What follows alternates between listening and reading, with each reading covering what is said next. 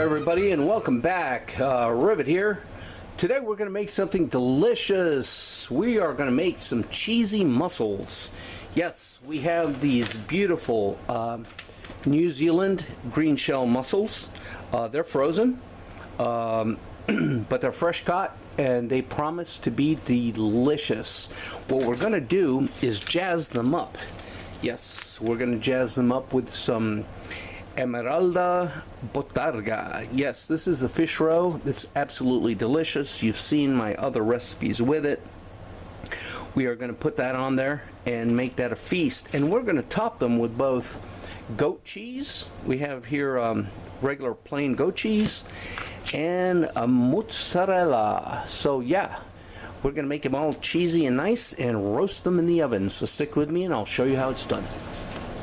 Alright, so here we have the mussels. What we're going to do is put a little piece of Bottarga on top or on the side or somewhere on each of them, because we want that delicious seafoody flavor to magically transform these beautiful mussels into something over the top. Okay, so we're going to do that like that. Now we're going to do half of them with mozzarella, like so. Oops. And we're going to do the other half. Oh, the oven's ready. There's the mozzarella. And we're going to do the other half with goat cheese. So give me a moment. Right now we're putting on the moz. I'll show you how we're going to do the goat cheese here. Okay, and so here we got the log of goat cheese, and it's the consistency of cream cheese. So what we're going to do is just gently scoop it like so, and get some in the mussels.